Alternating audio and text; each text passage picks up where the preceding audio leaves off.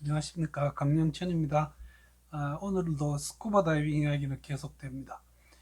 그 제가 잘 모르시는 분인데 저한테 이런 메일을 보냈습니다. 박사님 반갑습니다. 8월이면 8월, 지금이 5월입니다. 아이들이 방학이라 부부가 해외 다이빙을 하면서 아이들에게도 다이빙을 교육할 수 있을지 문의드립니다. 이거는 그 주변에 계시는 같이 다이빙 하시는 분이 있으면 강사분한테 물어보셔도 됩니다. 아마 좀 의학적으로 뭔가 궁금했던 게 아닐까 저는 이렇게 생각합니다. 큰아이가 8월이면 9살이 넘고 딸애도 만 7세 가까이 되나 봅니다. 그러니까 이런 어떤 연령을 적어 주신 걸로 봐서는 다이빙을 배울 수 있는 적절한 연령이 어떻게 되는가 그것도 궁금했을 것 같습니다. 그래서 몇 가지 제 경험을 포함해서 한번 준비해 봤습니다. 저는 그 보라카이에 필리핀에 있는 아름다운 섬이죠. 거기에 우리 사랑하는 그 아들과 딸 데리고 딸이 위니까 딸과 아들을 데리고 첫 가족 다이빙 해외여행을 갔었습니다. 그 얘기 잠깐 하겠습니다. 그 다음에 애들은 애들끼리 하는 것보다 사실은 가능하다면 친구하고 같이 교육받는 것이 더 좋다. 뭐 한 이 정도 이야기를 한번 준비해 보겠습니다. 아, 이게 제가 1998년 정도 됩니다. 거기에 맞나요? 예, 거기 보라카이 여행을 갔었습니다. 김포에서 비행기 타고 마닐라 갔고요. 아, 마닐라에서 국내선으로 옮겨 타기 위해서 그 국내선 터미널로 갔습니다. 갔는데 제가 이 국내선 표를 뭘 끊는지 제가 기억을 못했습니다. 현재 도착했는데 이거 큰일 났습니다. 지금도 저는 그 실수가 이해가 잘 안 됩니다. 어쨌든 아, 거기 제가 이동할 때 그 차를 타고 갔던 택시 운전수한테 여기 국내선 제일 많이 파는 회사 내가 지금 보라카이 까띠클란으로 간다 이렇게 하니까 어떤 사무실에 데려갔습니다. 거기 가서 그냥 내가 지금 보라카이를 가고 싶은데 티켓 있냐고 하니까 이 사람들이 뒤집어보더니 여권을 달라고 해서 여권을 줬더니 니 우리한테 예약했네. 그때 솔직히 많이 놀랐고 저희 가족한테는 많이 어, 부끄러웠습니다. 쪽팔렸었습니다. 어쨌든 무사히 첫 해외 다이빙 가족과 함께 가는 것을 하고 그 그때 김순식 그 패디 코스 디렉터님이 그 보라카이에서 리조트하고 있을 때고 우리 아들이 그때 가서 만난 김순식 선생님이 지금도 뭐 20년이 넘은 지금도 아주 꾸준한 선생님으로 자리 잡고 있습니다. 마지막 다이빙을 아들하고 하는데 뭐 수중에서 한 40분 넘어 이제 다이빙을 하고 내가 올라가자고 하니까 거절을 했던 모습이 너무나 뚜렷이 남아 있습니다. 이 손가락으로 막 이러더니 내가 자기를 데려 나간다고 생각했는지 지 혼자 막 킥을 해가지고 도망을 갔었습니다. 쭉 쫓아서 따라가서 지 하고 싶다고 할 때까지 하고 저희들이 올라갔던 기억이 있습니다. 여러분 가족이 같이 다이빙 여행을 하면 정말 행복합니다. 꼭 한번 시도해 보시기 바랍니다. 언제 애들이 다이빙을 시작할 수 있느냐 하는 것은 사실 이거는 뭐 제가 결정하는 건 아니고요. 현재로서는 레크레이션 다이빙에 대한 그 기준을 제시하는 RSTC 기준이 제일 뭐 저희들이 참고하기 좋은 기준은 확실합니다. 그 스노클링은 나이 제한이 없습니다. 그냥 수면에 떠서 이게 구경하는 뭐 그거는 사실은 어릴수록 더 유리하겠죠. 그런가 하면 체험 스쿠버 다이빙 풀에서 하는 즉 스쿠버 탱크와 호흡기를 사용해서 하는 그 체험 스쿠버 다이빙은 8세로 되어 있습니다. 그거보다 더 어릴 때도 합니다. 할 수는 있는데 수심에 대한 어떤 걱정이 있죠. 개방수역에서 처음 체험 다이빙을 하는 것은 8세이고요. 이것은 오픈 워터 다이버 교육법 마찬가지입니다. 문제는 이 8세부터 10세까지는 수심의 제한이 되게 심합니다. 그 다음에 이 주니어 오픈워터가 정식의 어떤 그 개방 수역 훈련 다이빙 할 때는 만 12세부터 제시합니다. 15세가 되면 주니어를 떼기 때문에 12에서 14세로 이렇게 적습니다.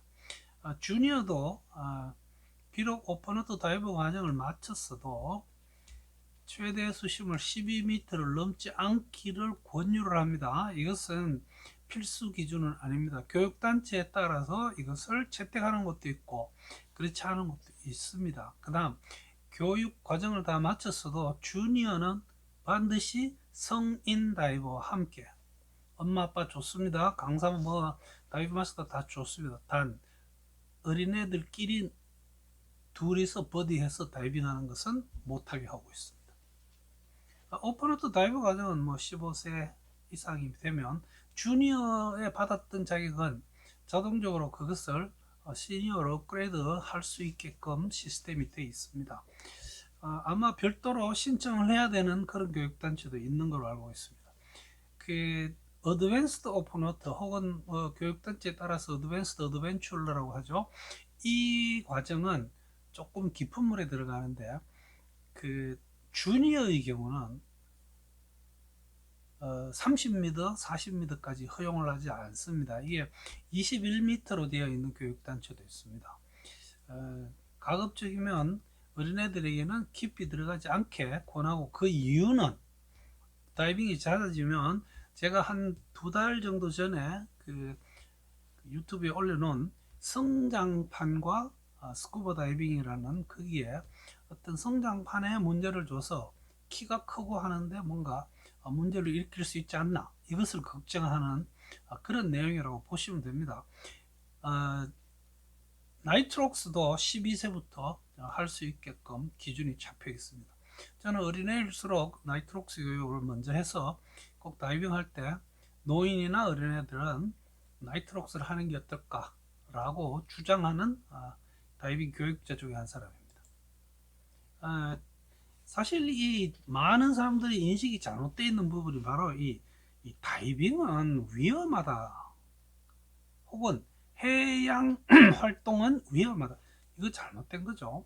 수영장에서 잘 하는 애들은 바다에서도 아무 문제 없이 잘 할 수 있습니다. 물론 그날의 환경은 아주 대단히 중요한 어떤 요소가 되겠습니다.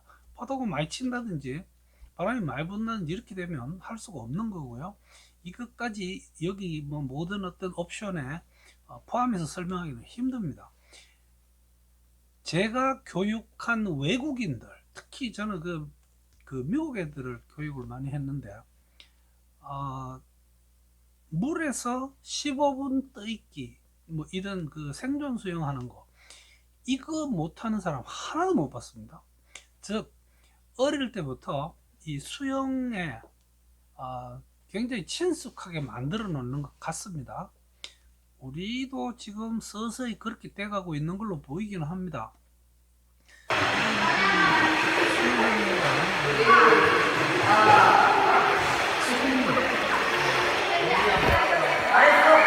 잘 합니다.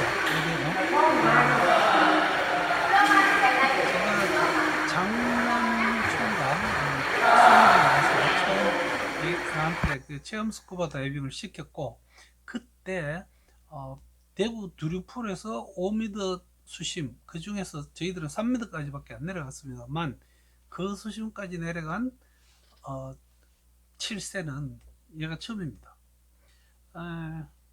6개월 정도 되면요, 태어난 지 6개월 되는 애부터 이 수영을 교육하기 시작하는 그런 프로그램도 있습니다. 지금 우리나라에서는 어떤가요? 외국에서는 애가 6개월 되면 벌써 수영장 데려가서 뭐 특별히 수영을 한다기보다 물에 넣었다 뺐다 해서 물에 친숙하게 만들기 시작합니다. 물론 많은 주의가 요하겠죠. 뭐 그래서 그 수영장 얕은 물이라도 우리가 동전 같은 거 주워오기 주워오면 자기 겁니다. 이렇게 하다 보면 압력 평형에 대한 감이 저절로 옵니다.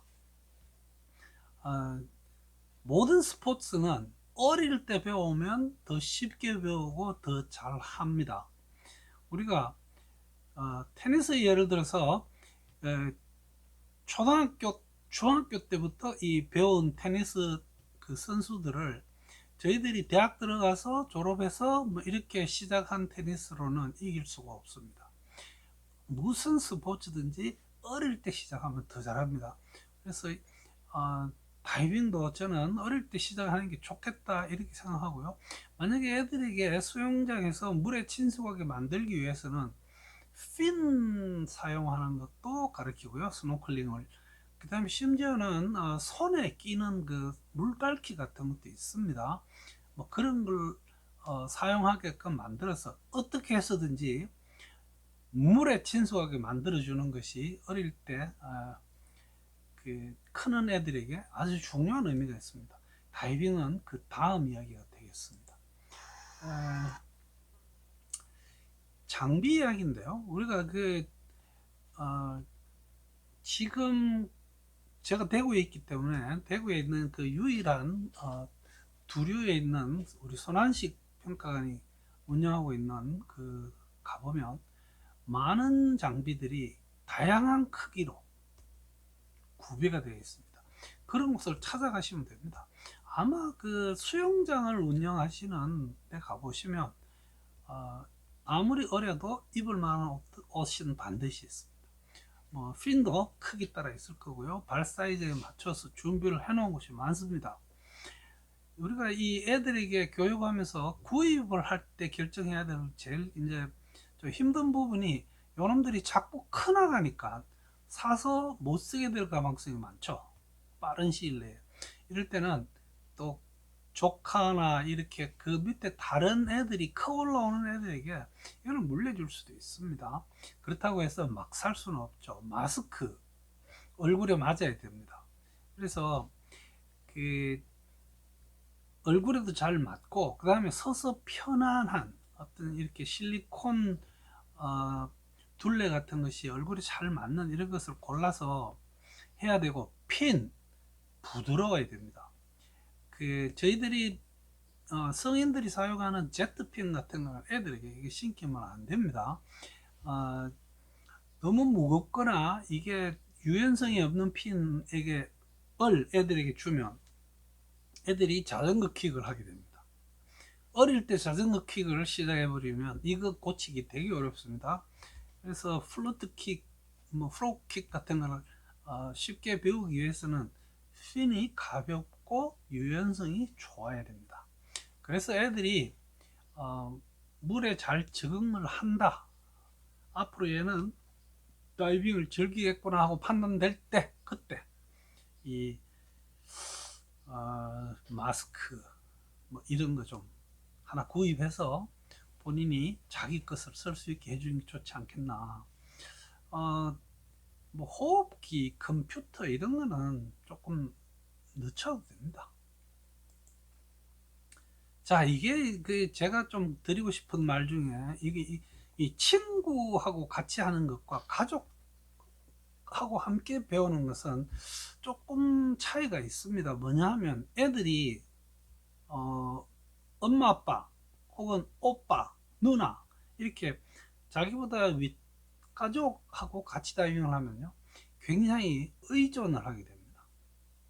그런데 또래와 함께 다이빙을 배워보면 서로가 좋은 의미에서 경쟁을 하면서 각자 자신이 책임져야 한다는 것을 빨리 익히게 됩니다. 그래서 그 외국 나갈 때 그 어린애들을 데리고 나가서 그 가족하고 분리해서 교육을 해본 적이 있는데 이것은 명확합니다.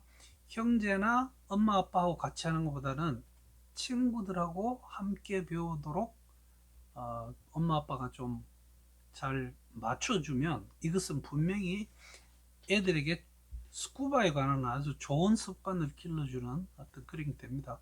가족 여행을 하지만 만약에 두 가족이 같이 여행을 할 수 있다면 적어도 이런 면에서는 큰 도움이 될 수 있겠습니다.